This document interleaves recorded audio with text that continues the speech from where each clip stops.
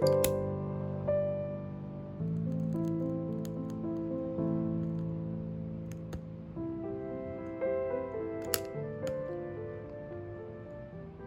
friends, good morning. How are you all doing?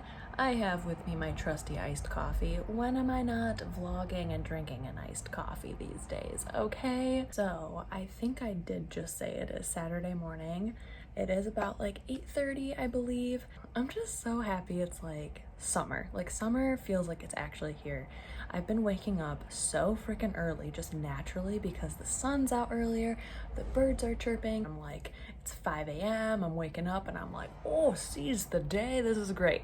So I hope wherever you are, you're doing incredibly well. I hope that you are able to hopefully take some time for yourself, relax, watch this vlog. I hope it's entertaining for you. I hope it gives you a sense of just comfort and coziness, cozy rosy, and I hope it inspires you to pick up a book or just take time for yourself this week. Set an intention to do one thing just for yourself this week. If that's going to bed earlier or waking up earlier or starting a new morning routine or treating yourself to a picnic as I did last night. I ended up having a lovely picnic with a really, really dear friend outside as the sun was setting over a river, and like my soul needed that, just to be outside. So I hope you're able to just do one little thing this week for yourself and let us know down below in the comments what you did or what you're planning on doing, because you deserve it.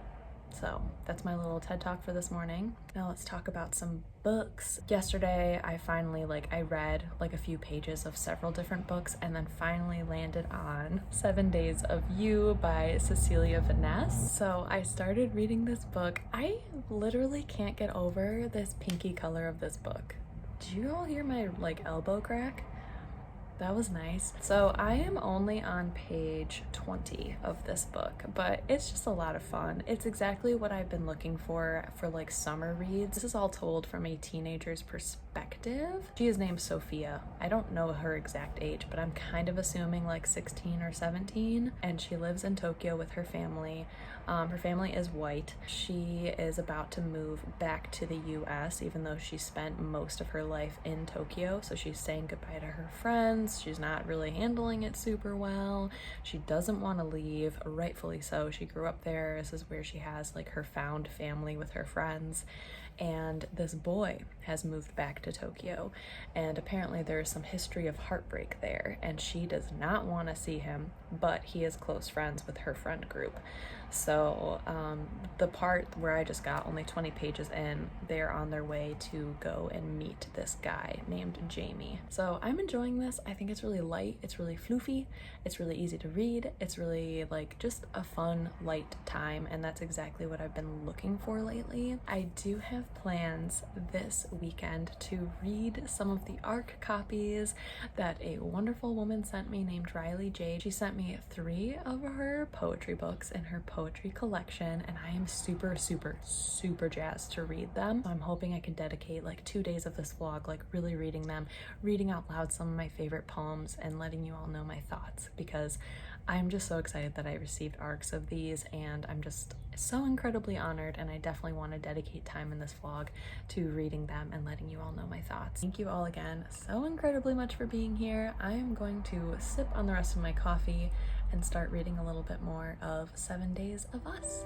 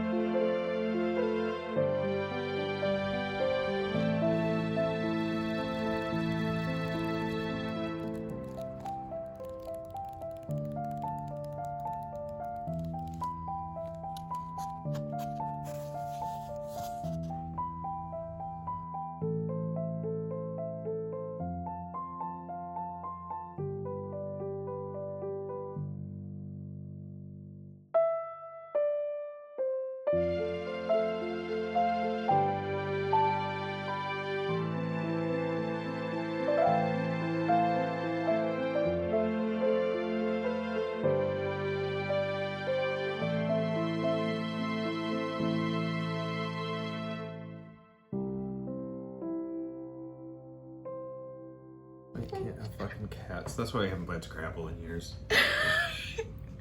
Why you can't have cats?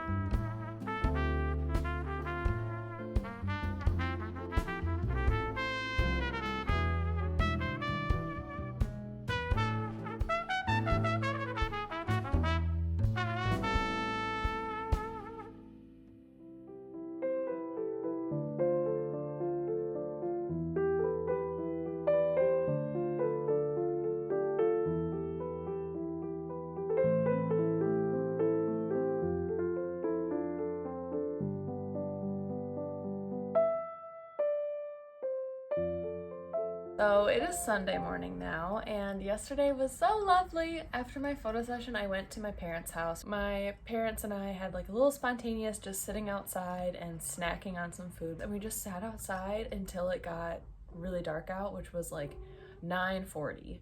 And I just, summers in Michigan are just so nice because it doesn't get dark until like 9:30, 9:40. Then when I got home last night, I read more of 7 Days of You, and now I am on page 83, which is the start of chapter 9. I'm enjoying this. I think it's really cute. I think it's really fun. It's super easy to read. I'm flying through it, but it's just a lot of fun. Nothing extra really has happened. There's just some more like character development. If you hear Winston in the background, he's talking to the birds again. I just love the descriptions of Tokyo. Our main character, Sophia's nostalgia for Tokyo, even though she's already there, and how she's already missing it, even though she hasn't left yet. Because that's such a palpable feeling, because I can relate to that when I lived in Toronto. Like the city is so big, and at times you just feel so small and so insignificant, but you feel so freaking alive at the same time. And so like I just really relate to her descriptions of like looking out the window at like the really big bustling city with all of its lights and people, like just thousands and thousands of people living their lives, and just feeling so away from it, but also still feeling like a part of a really big setting like that. I don't know how to describe it, but it's just a very specific feeling, and through this author's writing style, I can feel that nostalgia again, and it like really hits home for me. So I'm just really enjoying this. I'm curious to see where it goes. I'm having a lot of fun with reading it. Like I actually really look forward to picking it up and reading it. So that is that. My goal today is, before I have to continue on with my day and like, you know, do actual planned stuff, I would like to read Drowning in Starlight by Rhiley Jade. This is the first copy that I was telling you all about of the poetry collection that Rhiley sent me. This is her beautiful ARC copy. I love this blue color. Like it's like such a baby pastel blue. Oh, and the texture of this cover, like I freaking love this texture. Like it's really soft. Do you know what I'm talking about? Like I wish I could send a feeling through for you all. It's like really soft, Floppy. We love Floppy in this family, okay? This is her first book of poetry, and I want to read it this morning while I'm drinking my iced coffee before I start my day. I am so excited, and I am hoping to find a few favorite poems for you all and then read them out loud to you so we can have like a little bit of a poetry sharing, story time, kind of just a fun little thing this morning.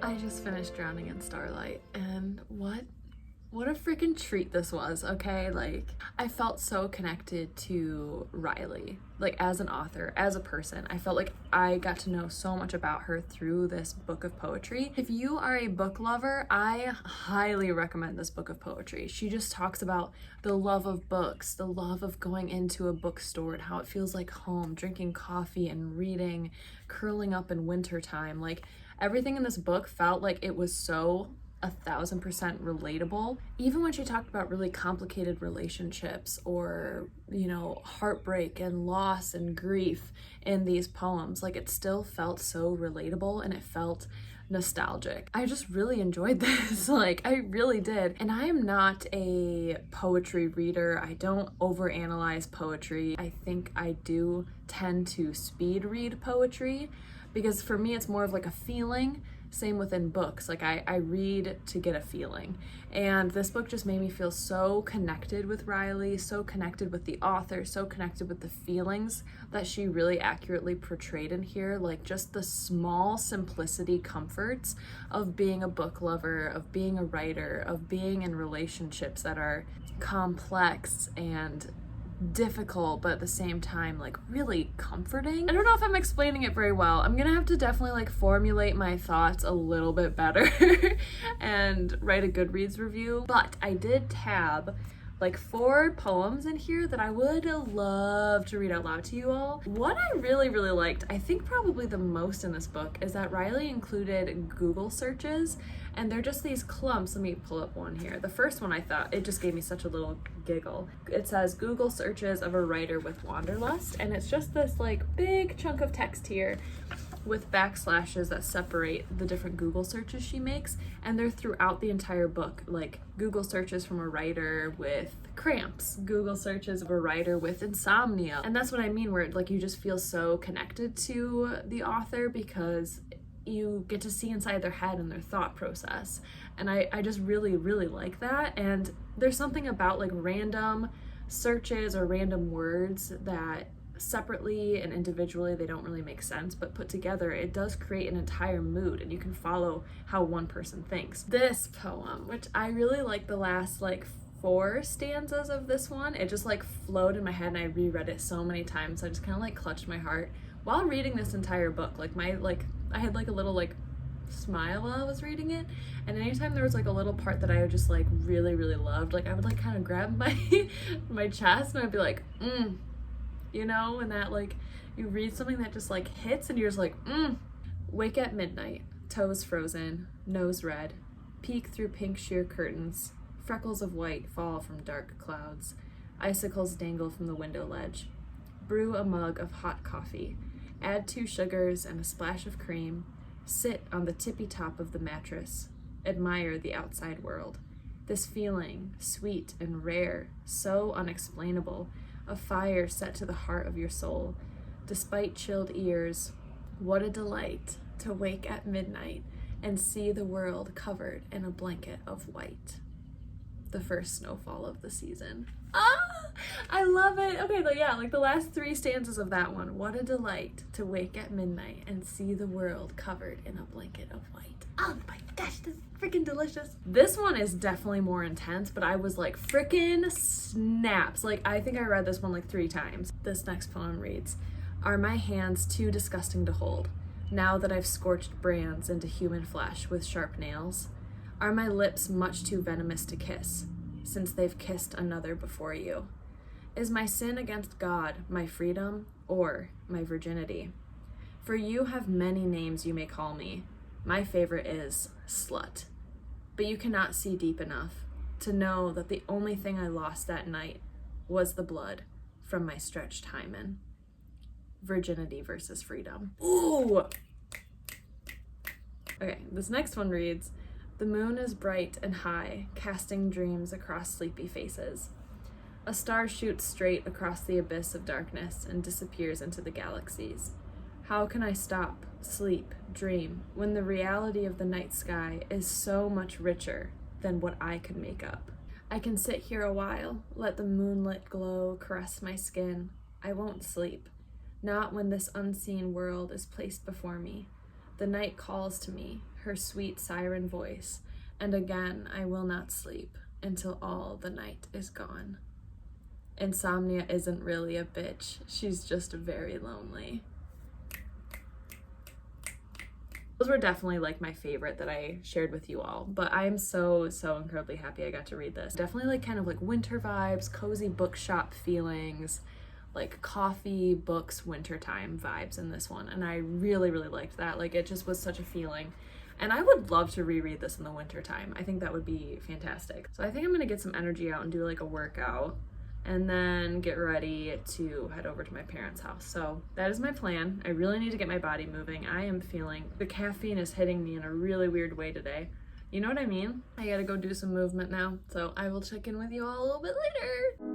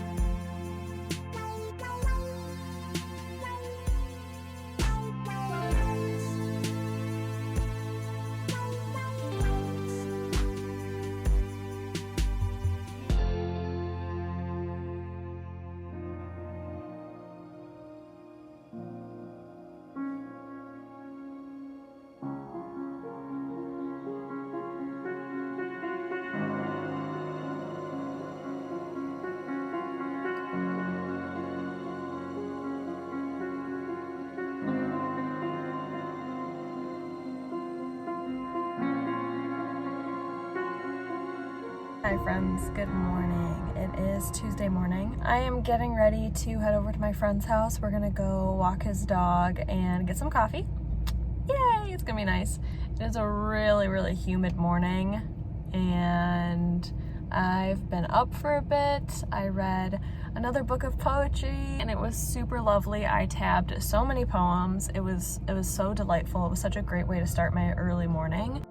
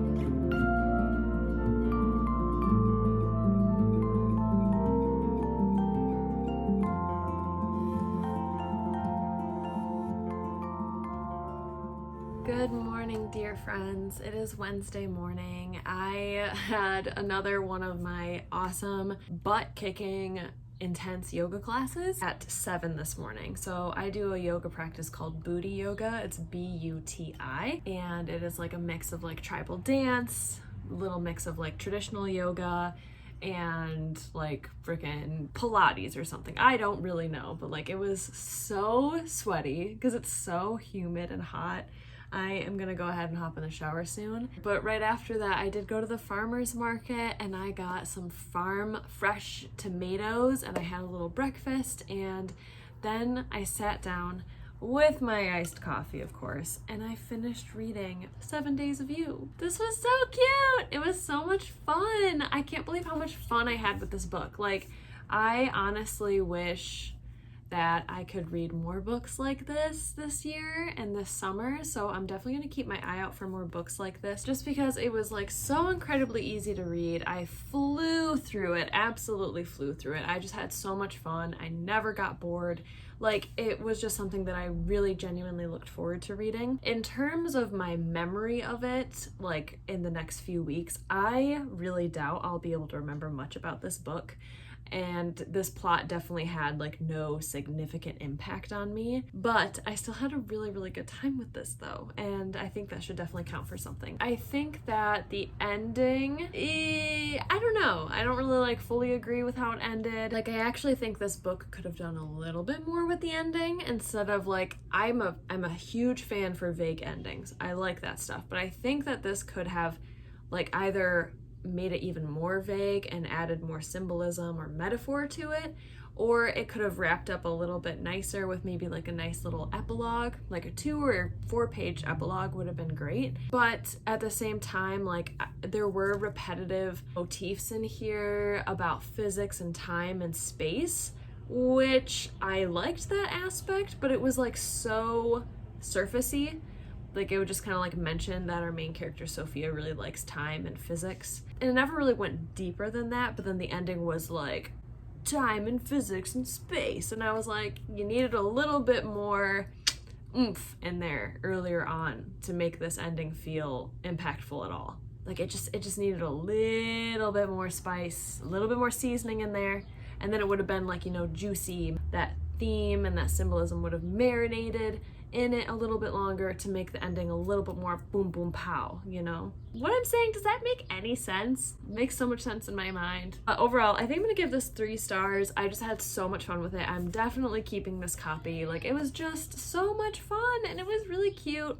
And I just had a blast reading it, honestly. I'm surprised that I was able to finish it pretty quickly in this reading vlog too. Then in this reading vlog, I also finished all 3 books of Rhiley's poetry. I just finished reading Starlit Epiphanies this morning, and as you can see, I have some wonderful little tabs at the top of each of these. And now I have to do the really hard part of like writing a review on Goodreads for each one of these. Now I have to like separate my thoughts on each one. So I thought I would quickly share my brief overview right now, but like when I sit down to write my Goodreads reviews, I think I'm gonna like sit a little bit longer and really like flesh out my thoughts a little bit more. So Drowning in Starlight is her first book, and this is the first one that I read.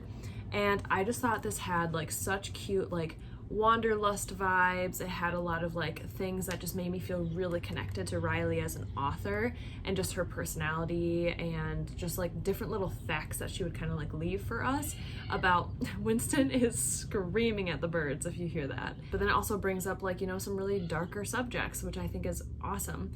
I just really liked like how nostalgic this felt. It felt so easy to connect with the pieces. The ones that I tabbed in here, I just like really love those poems. Those were the ones I read out loud earlier in this vlog. So I really enjoyed this first book. It just made me like really want to read it again in the winter time, because it's just like, this is just so comforting, right? Like this is so comforting and cozy, and this is like a great winter read, I feel like. And I read Wake the Dreamer. This is poems and prose, and I tabbed the most in this one. This one has the like strongest poems, I think. Ones that like I continuously like would read it and be like, oh, and then I'd read it all over again, and then I would tab it. Like, like I would read them over and over and over again. I don't know, I think the poems that I liked in here were a little bit oomfier, a little bit stronger, and I tabbed a lot of them. Let's see, 1, 2, 3, 4, 5, 6, 7. So I really enjoyed this one as well. And then this morning with Starlit Epiphanies, I did not tab as much. I have 1, 2, 3, 4, I still have 5 tabs though, 5 poems in here that I really enjoyed. I think overall though, this book had the least amount of like personal impact on me. I realized with both of these books as well, I really enjoyed Rhiley's poems that were like a little bit more vague, a little bit more nuanced, a little bit more like kind of bizarre, where the reader literally has no idea what she's talking about. And I think this book was a little bit more literal. This book also was written in 2020, so there are a lot of references to the pandemic. And I think that this book was just a little too literal for my taste. Just as I slowly realized after reading, you know, so much of Rhiley's poetry in these 3 books, I realized I really liked the ones that were like a little bit more vague. So that's my own personal taste. This one felt a little bit more literal, but at the same time not as like personal, even though I feel like there might be more references to the author's personality in this one. I'm not sure. I think I just really like the like really poetic, weird kind of like things where there's just a little bit more oomph to like dig up around. Does that make sense either?